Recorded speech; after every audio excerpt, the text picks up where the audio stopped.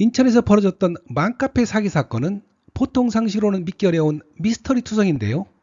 맘카페 운영자가 자기 회원들을 상대로 직접 사기를 쳤다는 것도 믿기 어렵고, 요즘 세상에 연 84% 이자를 주고받았다는 것도 믿기 어려우며, 사기당한 사람 대부분이 사기당한 돈 322억을 그냥 포기했다는 것도 희한한 일입니다.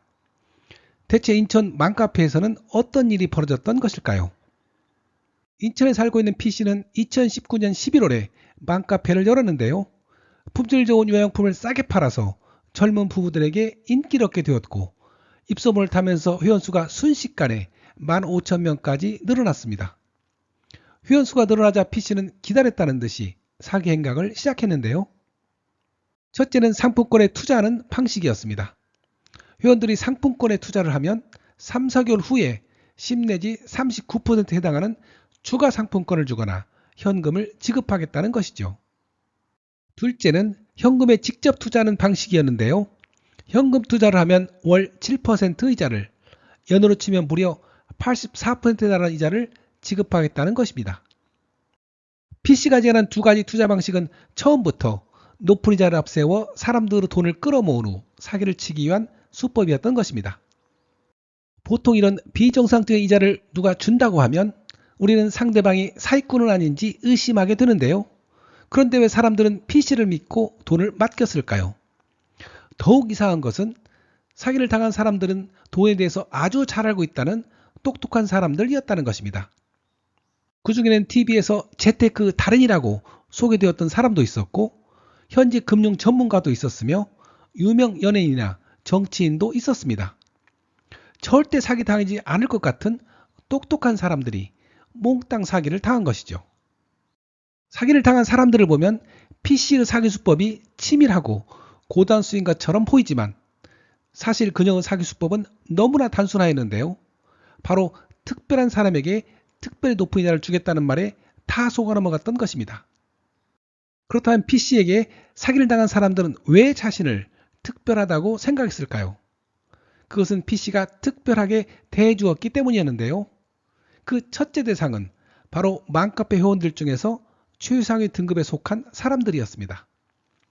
P씨는 맘카페 회원들을 공헌도에 따라 등급을 나누었는데요. 15,000명 회원들 중에서 불과 2%에 해당하는 300여 명 정도에게만 최상위 등급을 주었고, 이들은 맘카페 안에서 아주 특별한 대우를 받았습니다.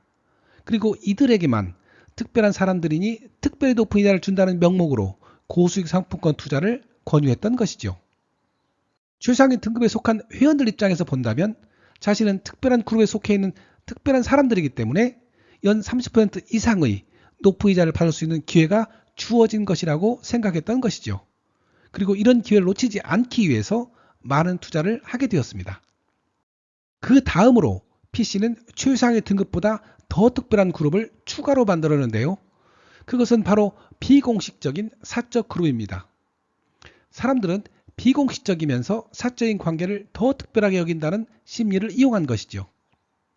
여기에 속한 사람들은 P씨와 사적인 대화를 나누면서 친분을 쌓을 수 있었고, 그녀의 집에 초대를 받아 호사스러운 저녁과 와인을 즐겼으며 가족 간에도 교류하는 소위 P씨의 절친이 되었다고 믿게 되었습니다.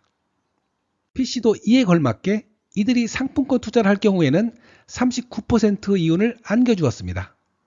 그 결과 이들은 자신이 가진 모든 현금뿐만 아니라 집을 담보로 대출을 받고 빚까지 얻어서 전 재산을 투자한 사람도 있었고, 무려 15억을 투자한 사람도 있었습니다. P씨는 판을 더 키우기 위해서 전국적으로 알려진 유명한 사람들의 명성이 필요했는데요. 그녀의 표적이 된 사람들이 바로 연예인 ABCC들이었습니다. P씨는 이들을 이용해 먹기 위해서 최고의 대우를 해주었는데요. 이들이 현금 투자를 할 경우 월 7%, 연으로는 무려 84% 이자를 주었고, 결혼을 할 때는 제주도에 있는 펜트하우스를 무료로 빌려주었고, 호화 저녁 식사에 초대하여 와인을 따고 만찬을 즐겼습니다. 물론 모든 활동은 사진을 찍고 인스타에 올려 홍보에 활용하였습니다. 연예인들도 이에 답례라도 하듯이 자신의 SNS 등을 통하여 P씨가 얼마나 믿을 만한 사람인지 소개하고 칭찬을 아끼지 않았는데요. 이 말을 믿고 더 많은 사람들이 더 많은 투자를 하게 되었습니다. 이 과정에서 연예인들은 왜 쉽게 PC 의도대로 넘어갔을까요?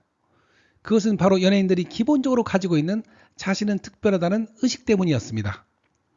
연예인을 좋아하는 팬들은 연예인에게 온갖 선물을 다 하는데요.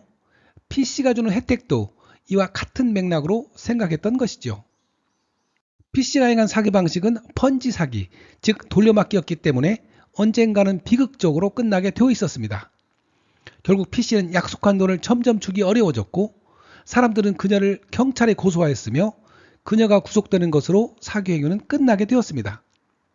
이제까지 인천 맘카페 사기 사건의 전 과정을 알아보았는데요.